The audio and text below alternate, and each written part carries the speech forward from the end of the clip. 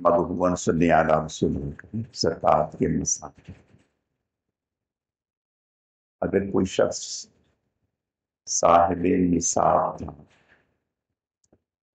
اور اس کے پاس مزید پیسہ ہو رہا ہے، تو اب اس جو نیا پیسہ آیا ہے اس کے اوپر اس کے پاس، اس کے لیے الگ سال گزرنا ضروری نہیں، بلکہ پہلے والے مال میں اس کو شامل کر کے جب سال پورا ہو جائے گا تو اس کی زکوٰۃ ادا کی جائے گی۔ زکوٰۃ 2.5% دی جاتی ہے، جیسے لاکھ پر 2,500 روپے، اس طرح سے۔ اور زکوٰۃ میں بہتر، سب سے بہتر اپنے شہر کے، اپنے علاقے کے لوگ، لیکن اگر دوسرے شہر میں زیادہ ضرورت مند لوگ ہیں یا ہمارے قریبی رشتہ دار ہیں اور وہ ضرورت مند ہیں، تو پھر دوسرے علاقوں میں، دوسرے شہروں میں زکوٰۃ دی جا سکتی ہے۔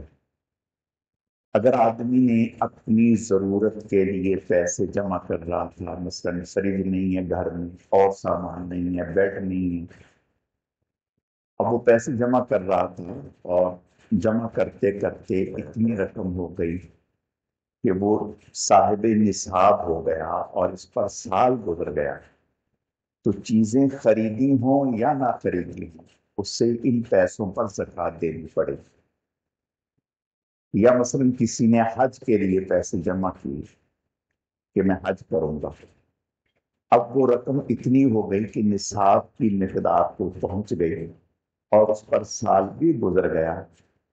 تو اب اس پر زکوٰۃ آئے گی۔ اور اگر اس نے ضرورت کے گھر خریدنے کے لیے یا سامان فرنیچر خریدنے کے لیے، فریج وغیرہ خریدنے کے لیے رقم رکھی تھی،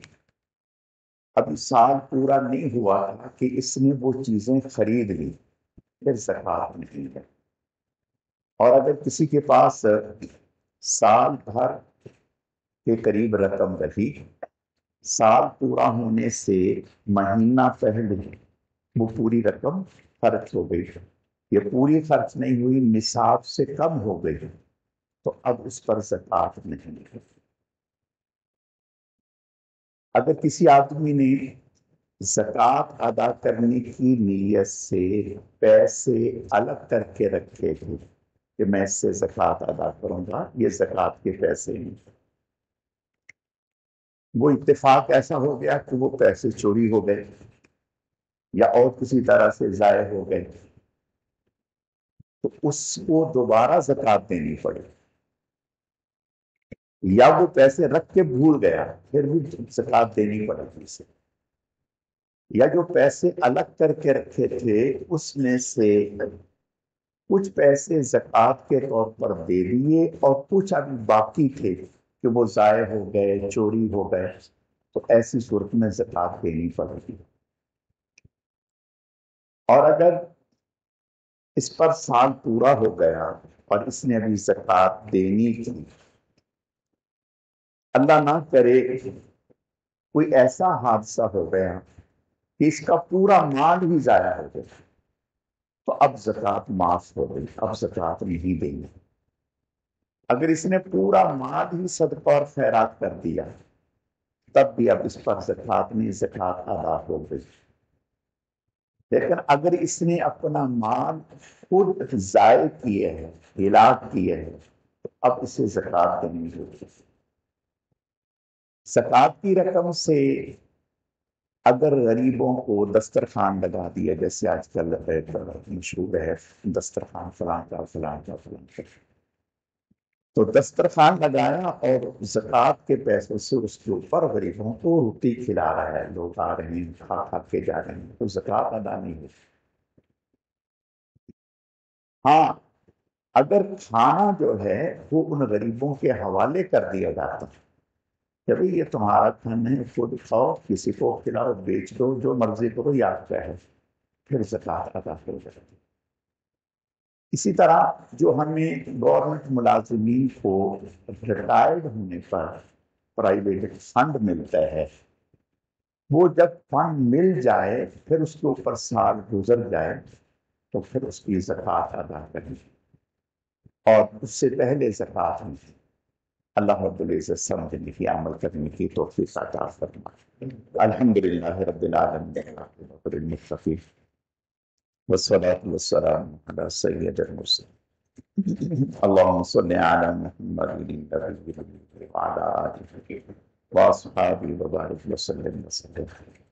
اے اللہ ہماری اس نماز کو زندگی بھر کی پہلی تمام نمازوں کو دیگر تمام اعمال صالحہ اپنی بارگاہ میں اعلیٰ درجے میں قبول فرما۔ اے اللہ اس ماہ مبارک کی قدردانی کی توفیق عطا فرما۔ اس ماہ مبارک کے ایک ایک لمحے کو عبادات میں، ذکر اذکار میں، تلاوت میں، نوافل میں گزارنے کی توفیق عطا فرما۔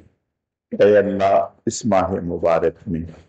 جو شوق اور جذبہ اہل ایمان میں اعمال صالحہ اور خاص طور پر نمازوں کو مسجد میں جماعت کے ساتھ ادا کرنے کا یا اللہ پاک جو اہل ایمان میں جذبہ بیدار ہے، اے اللہ اپنے کرم سے اسی جذبے اور شوق کے ساتھ پوری زندگی پانچوں نمازیں مسجد میں جماعت کے ساتھ تکبیر اولیٰ کے ساتھ ادا کرنے کی توفیق عطا فرمائے۔ ہماری مستورات کو پانچوں نمازیں گھر میں وقت پر فکر مندی کے ساتھ ادا کرنے کی توفیق عطا فرمائے۔ اے اللہ روزے کو جیسے جناب رسول اللہ صلی اللہ علیہ وسلم نے رکھا اور آپ صلی اللہ علیہ وسلم کو اور صحابہ کرام کو، اہل ایمان کو، آپ کے محبوبین کو جو روزے کی برکات انوارات حاصل ہوتے ہیں، اے اللہ اپنے کرم سے ہمیں بھی وہ روزے کی ساری خیر و برکتیں نصیب فرما، تراویح کی خیر و برکتیں نصیب فرما۔ اے اللہ اس ماہ مبارک میں صبح میں، شام میں، سحر میں، افطار میں آپ کی طرف سے بے شمار انسانوں کی مغفرت کے فیصلے ہوتے ہیں، ان میں ہم سب کو شامل فرما۔ ہم سب کی، ہمارے والدین، اہل خانہ، ہمارے اساتذہ، مشائخ، پوری امت کی مغفرت فرما۔ اے اللہ بیماروں کو صحت و تندرستی عطا فرما، مسلمان مرحومین کی مغفرت فرما، جتنے بھی پریشان حال ہیں سب کی پریشانیوں کو دور فرما، مصیبت زدہ لوگوں کی مصیبتوں کو دور فرما۔ سبحان ربک رب العزت عما یصفون وسلام علی المرسلین والحمد للہ رب العالمین برحمتک یا ارحم الراحمین۔